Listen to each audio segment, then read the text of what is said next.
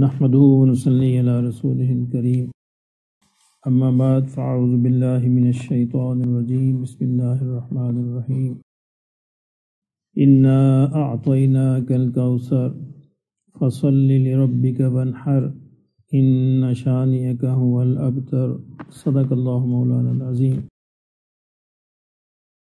قرآن مجید کی سب سے چھوٹی سورہ کوثر 3 آیات ہیں، مکہ مکرمہ میں نازل ہوئی اور نبی اکرم صلی اللہ علیہ وسلم کی دعوت کے اس مرحلے میں نازل ہوئی جب آپ کو بشارتوں کی ضرورت تھی، تو یہ بھی ایک زبردست بشارت کے ساتھ نازل ہوئی، فتح کی بشارت، نصرت کی بشارت، اللہ کی مدد کی بشارت، خیر کثیر کی بشارت۔ تو اس سورہ اپنے مضمون کے اعتبار سے اور اپنے خوبصورتی کے اعتبار سے جتنی مختصر ہے اتنی ہی زیادہ خوبصورت ہے۔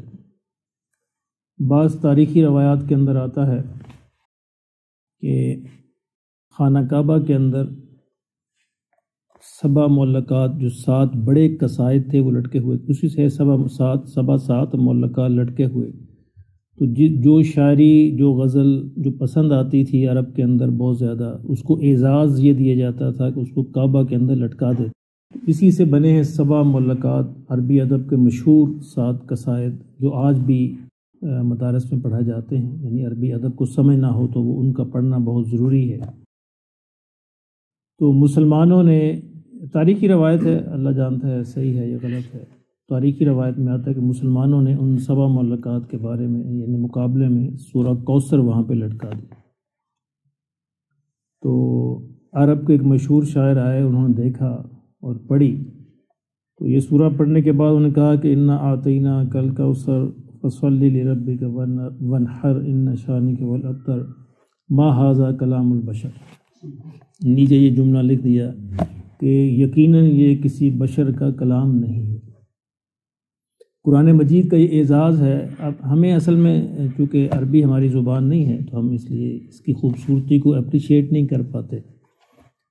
کسی بھی دوسری زبان کا ترجمہ کرنا ممکن نہیں ہوتا، ترجمہ اس کی پوری سینس کے ساتھ کسی دوسری زبان میں آپ منتقل نہیں کر سکتے۔ اس لیے قرآن مجید کا جو ترجمہ ہے یہ اصل میں ترجمہ نہیں ہوتا، ترجمانی ہوتی ہے، یعنی جو کچھ ہم سمجھتے ہیں۔ اسی لیے اکثر بہت سارے انگلش کے جو ٹرانسلیشنز ہیں ان کے اندر لکھا ہوتا ہے انڈرسٹوڈ میننگ، کہ جو میں سمجھا ہوں، یعنی دوسرا اس سے مختلف بھی سمجھ سکتا ہے۔ تو جتنی بھی خوبصورتی آپ استعمال کر لیں تو دوسری زبان کی اس ریئل سینس کو آپ کنوے نہیں کر سکتے، ان جذبات کو، احساسات کو جو اس زبان کے اندر ہوتے ہیں، ان کو آپ اسی زبان کے اندر ہی اپریشیٹ کر سکتے ہیں جو اصل زبان ہوتی ہے۔ اور پھر قرآن مجید تو خاص طور پہ اللہ کا کلام ہے، تو اس میں تو کوئی دوسری بات ہی نہیں ہو سکتی کہ کسی انسان کے بس میں نہیں ہے کہ اس کی خوبصورتی کو وہ منتقل کر سکے۔ اسی لیے یعنی قرآن مجید کے نزول سے لے کر آج تک عرب کے جو شعراء ہیں، ادیب ہیں، بڑے بڑے رائٹرز ہیں، وہ اس بات پر متفق ہے کہ ہم اس طرح کا کلام نہیں لکھ سکتے۔ دیکھیے کہ یعنی قریش نے اور عربوں نے رسول اللہ صلی اللہ علیہ وسلم کے مقابلے کے لیے ہر جتن کیا، ہر محنت کی، لڑائیاں لڑیں، اپنے بندے مروائے، سب کچھ کیا، لیکن یہ چیلنج قبول نہیں کیا۔ یعنی آسان تھا، یہ چیلنج قبول کر لیتے کہ اس طرح کی کوئی صورت بنا کے لے آؤ، چند آیات ہی بنا کے لے آؤ، لیکن عرب جو ہے یہ اس چیلنج قبول نہیں کیا، نہ آج قبول کر رہے ہیں۔ باقی سارے مقابلے کیے، ہر طرح کیے ہیں اور بڑی بڑی جنگیں لڑی ہیں، سب کچھ کیا ہے۔ اس لیے یہ یعنی لازمی ہے کہ اس کو ایکسیپٹ کیا جائے۔ قرآن مجید جو ہے وہ کسی بھی انسان کا کلام نہیں ہے۔ اگر انسان کا کلام ہوتا تو لازمی تھا کہ اس کے مثل جو بنایا جا سکتا۔ اس سورہ کے اندر اللہ نے فرمایا کہ انا بے شک اعطیناک الکوثر، ہم نے آپ کو کوثر عطا فرمائی۔ کوثر کیا ہے؟ اس کے بارے میں 3-4 تفاسیر یعنی موجود ہیں جو اکثر مشہور جو محققین نے کہا ہے۔ سب سے پہلی تفسیر تو یہی کوثر جو ہے وہ جنت کی ایک نہر کا نام ہے، تو اللہ نے وعدہ فرمایا کہ وہ ہم آپ کو عطا فرمائیں گے۔ ایک نہر کوثر ہے اور ایک حوض کوثر ہے، دونوں میں فرق ہے۔ نہر کوثر جنت کے اندر ہے، وہ انشاءاللہ جنتی جب ہم جائیں گے تو عباد صاحب کی سربراہی میں وہاں سے ہم جب پانی پئیں گے انشاءاللہ، تو آپ ارادہ فرما لیں ہمیں ساتھ لے کے جائیں۔ تو اور ایک حوض کوثر ہے، حوض کوثر جو میدان محشر کے اندر ہوگا، نہر کوثر جنت کے اندر ہے، حوض کوثر جو ہے وہ میدان محشر میں ہوگا. یعنی میدان محشر میں جب سخت قسم کی گرمی ہوگی، دو ہی چیزیں ہوں گی، ایک تو سایہ ہوگا جو اللہ کی عرش کا سایہ ہوگا، اور وہاں بھی صرف 7 قسم کے لوگوں کو ایک حدیث کے مطابق اس میں جگہ ملے گی اللہ کے عرش کے سائے کے نیچے. اور ایک حوض کوثر ہے جس کے انچارج جو ہے آقا دو عالم صلی اللہ علیہ وسلم ہوں گے، اور وہ اپنے ہاتھوں سے یہ پانی پلائیں گے، جام کوثر جو ہے وہ پلائیں گے. اچھا، حوض کوثر میں نہر کوثر سے 2 پرنالے گریں گے. یعنی حوض کوثر کا اپنا بھی ایک پانی ہے، لیکن اللہ جو نہر کوثر جو ہے جو جنت کے اندر ہے اس میں سے پانی اس کے اندر گرائیں گے، وہ پانی اس کے اندر شامل ہوگا. اور ایک بڑی خوبصورت، آپ حضرات نے تقریباً سب نے حج کر رکھا ہے میرا خیال، مکہ مکرمہ دیکھ رکھا ہے آپ نے؟ جی تقریباً میرا خیال جن کو میں جانتا ہوں دیکھ چکے ہیں. اچھا، بعض کچھ مفسرین نے بڑی خوبصورت تفسیر کی ہے. کچھ مفسرین نے یہ کہا کہ یہ جو کعبہ کی جگہ ہے، خانہ کعبہ جہاں پہ بنا ہوا ہے، یہ مکہ مکرمہ میں سب سے نشیبی جگہ ہے، نیچی جگہ ہے. اسی لیے ایک زمانے میں جب بارشیں ہوتی تھیں نا، یہاں پانی بھر جاتا تھا، تو کعبہ کی عمارت، وہ حضور کے زمانے میں مشہور واقعہ ہے کہ دوبارہ تعمیر کیا گیا تو کعبہ کی عمارت گر گئی تھی بارشوں کی وجہ سے. تو یہ نشیبی جگہ ارد گرد پہاڑ ہے، یعنی اس طرح بنتا ہے، یہ پیالہ بنتا ہے، پیالے کی شکل بنتی ہے. تو ایک یعنی کچھ مفسرین کا یہ خیال ہے کہ اسی کو ہی حوض کوثر کی شکل دے دی جائے گی. یہ پیالے ہیں. تو میں تو جب گیا تو میں تو اس سیڑھی ہے نا سائڈ پہ بیٹھا، یہ تصور کر رہا تھا کہ یہ حوض کوثر ہے اور ہم جو ہے اس سیڑھیوں پہ بیٹھے پانی کے منتظر ہیں. تو اللہ ہمیں نصیب فرما دے. اور بعض مفسرین کی رائے یہ ہے کہ یہ ایک بڑا علاقہ ہوگا، جس طرح یمن سے لے کر سعودیہ تک یعنی سینکڑوں میل کا علاقہ ہوگا، جس کو اللہ حوض کوثر کی شکل جو ہے عطا فرما دیں. بہرحال جو بھی شکل ہے، لیکن اصل بات یہ ہے کہ اس حوض کوثر پہ پانی کے جو انچارج ہیں وہ آقا دو عالم صلی اللہ علیہ وسلم ہیں. اب اللہ نے ان کو یہ ذمہ داری سونپ دی ہے اور یہ اختیار سونپا ہے کہ وہ پانی پلائیں. لیکن اس میں پھر ایک بڑی یعنی دل کو ہلا دینے والی حدیث ہے کہ حضور صلی اللہ علیہ وسلم ارشاد فرماتے ہیں کہ میں حوض کوثر پر موجود ہوں گا اور میرے امتی میری طرف آئیں گے، میں ان کو پانی پلاؤں گا، لیکن کچھ کو فرشتے پیچھے دھکیل دیں گے. کچھ ایسے ہوں گے جن کو فرشتے پیچھے دھکیل دیں گے، اور میں ان سے کہوں گا کہ ان کو آنے دو، تو وہ کہیں گے یا رسول اللہ صلی اللہ علیہ وسلم، آپ کو نہیں پتا کہ آپ کے جانے کے بعد انہوں نے آپ کے دین کو کیا شکل دی.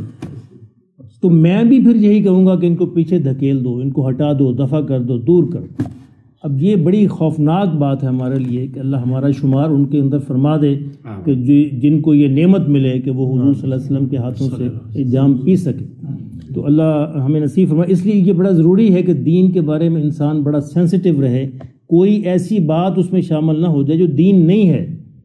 یعنی دین ہونے کے لیے 2 ہی چیزیں ضروری ہے کہ یا تو اللہ کی مہر اس کے اوپر ہو یا آقا دو عالم صلی اللہ علیہ وسلم کی مہر ہو. یعنی حضور کی اٹیسٹیشن کے بغیر جو ہے کوئی چیز دین نہیں بنتی. وہ رسم بن سکتا ہے، رواج بن سکتی ہے، اچھی چیز ہو سکتی ہے، لیکن اس کو دین کے اس وقت کہا جائے گا جب حضور صلی اللہ علیہ وسلم کی مہر نبوت اس کے پیچھے ہو، آپ کے اٹیسٹیشن ہو، تصدیق ہو.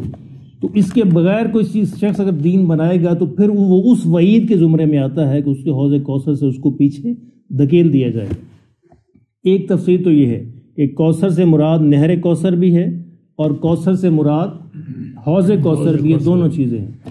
اور دوسری تفسیر اس کی یہ ہے کہ اس سے مراد خیر کثیر ہے، بہت زیادہ بھلائی، بہت زیادہ خیریں، وہ بھی آقا دو عالم صلی اللہ علیہ وسلم کو عطا فرمائی گئی. اور تیسری اس کی تفسیر یہ کہ اس سے مراد خود خانہ کعبہ کی تولیت ہے.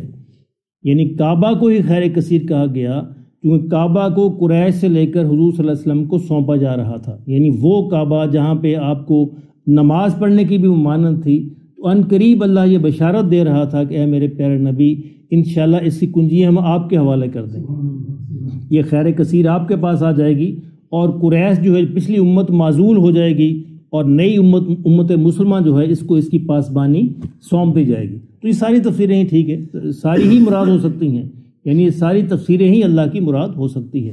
تو فرمایا کہ ہم نے آپ کو یہ خیر کثیر، یہ بھلائی، یہ نعمت، یہ کوثر، حوض کوثر، سارا کچھ عطا فرما دیا. اب اس کا یعنی شکرانہ یہ ہے کہ فصلی لربک وانحر، آپ اپنے رب کے لیے نماز پڑھتے رہیے اور قربانی کیجیے. اچھا اس میں دیکھیے حضور تو نماز پڑھتے بھی تھے، قربانی بھی کرتے تھے، تو اللہ نے یہ تاکید کیوں کی؟ یہ تاکید اصل میں حضور کے ذریعے سے امت کو سنانے کے لیے ہے کہ یہ جو کعبہ ہے یہ اب کبھی شرک کا گڑھ نہ بننے پائے، کعبہ اب نماز ہی کے لیے مخصوص رہے، یعنی امت اس بات کی پاسبانی کرے، اس بات کی دیکھ بھال کرے کہ کعبہ اب ہمیشہ کے لیے نمازوں کے لیے مخصوص رہے، اللہ کی توحید کے لیے مخصوص رہے، جیسا کہ کعبہ پہلے بھی تھا، ابراہیم علیہ السلام کے زمانے میں بھی ایسے تھا، بعد میں وقت کے بدلتے بدلتے بتوں کا گڑھ بن گیا، یعنی 360 بت اس کے اندر رکھ دیے گئے۔ تو مسلمانوں کو یہ یاد دلایا گیا کہ اب تمہاری ذمہ داری یہ ہے کہ اب قیامت تک کعبہ بتوں کا گڑھ نہ بنے، پھر کہیں خدا نہ خواستہ یہ نماز ہی کے لیے، اللہ ہی کے لیے مخصوص رہے، اور قربانی بھی اللہ ہی کے لیے ہو۔ وہاں قربانیاں قریش کے زمانے میں بھی ہوتی تھی لیکن بتوں کے لیے ہوتی تھی، قربانیاں وہ بھی کرتے تھے لیکن بتوں کے لیے کرتے تھے۔ تو یہ قربانی اور یہ نماز جو ہے صرف اللہ کے لیے ہو اور کعبہ اسی کے لیے مخصوص رہے، تو یہ حضور کے واسطے سے امت کو یہ بتایا گیا کہ امت اس کی پاسبانی کرے اور امت اس کا خیال رکھے کہ کعبہ جو ہے توحید کا مرکز رہے، نماز اور قربانی دونوں کی دونوں اللہ ہی کے لیے خاص ہونی چاہیے۔ قرآن مجید میں ایک اور جگہ ارشاد فرمایا گیا کہ ان صلاتی و نسکی و محیای و مماتی للہ رب العالمین، کہ میری نماز، اور وہاں بھی نماز قربانی کو اللہ اکٹھے لائے ہیں، ان صلاتی و نسکی، ساتھ ہی نماز کے، کہ میری نماز بھی، میری قربانی بھی، میرا جینا بھی، میرا مرنا بھی، یہ سارا کا سارا اللہ ہی کے لیے۔ یہ توحید ہے اصل میں، کہ میری نماز، میری قربانی، میرا جینا، میرا مرنا اللہ ہی کے لیے ہے۔ توحید تو یہ ہے کہ خدا حشر میں کہہ دے یہ بندہ دو عالم سے خفا میرے لیے، کہ اللہ اقرار کر لے کہ یہ بندہ دو عالم میں میرے لیے زندگی بتا کے آیا ہے، میرے لیے جی کے آیا ہے۔ تو یہ اللہ اگر یہ کہہ دے تو کامیابی کامیابی، یعنی اللہ اگر اس بات کو تسلیم فرما لے اور یہ مہر لگ جائے کہ یہ بندہ دنیا میں میرے لیے تھا، اس سے بڑے اعزاز کی بات کیا ہو سکتی ہے؟ اس لیے کہتا ہے توحید، اللہ توحید تو یہ ہے کہ خدا حشر میں یہ کہہ دے یہ بندہ دو عالم سے خفا میرے لیے ہے۔ تو کیا یہ کرنا ہے؟ ان نشانی کا هو الابتر، کہ اے میرے محبوب صلی اللہ علیہ وسلم آپ پریشان نہ ہوں، آپ کا دشمن ہی ابتر ہوگا، آپ کے دشمن کی ہی جڑ کٹ جائے گی۔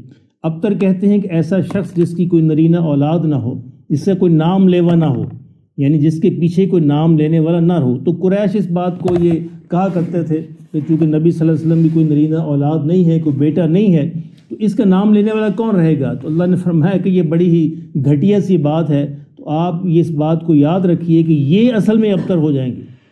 دیکھیے آج آج کوئی یہ بات بھی پسند نہیں کرتا کہ ابو جہل کا نام لے، یہ تو کمال، یعنی ابو جہل کی نسل تو دور کی بات ہے، کوئی دنیا کے اندر جانتا ہی نہیں کہ ابو لہب کی بھی کوئی نسل تھی، کوئی ابو جہل کی بھی کوئی نسل تھی، اور اگر کہیں ہو بھی تو وہ کبھی اپنا تعارف نہیں کروائیں گے وہ کبھی اپنا تعارف کروانا اس حوالے سے پسند نہیں کریں گے، جبکہ اس کے بالمقابل نبی صلی اللہ علیہ وسلم وَرَفَعْنَا لَكَ ذِكْرَكَ، کہ اے نبی آپ کے نام کو تو ہم 5 وقت دن کے اندر پورے عالم کے اندر بلند کرتے ہیں، یعنی اللہ کا ذکر کرے اور ذکر حبیب نہ کرے تو ہمارے منہ میں ہو ایسی زبان خدا نہ کرے۔ تو اللہ نے یہ اپنے نام کے ساتھ جوڑ دیا ہے کہ جہاں اللہ کا ذکر ہوگا وہ اللہ کے حبیب کا ذکر بھی ہوگا۔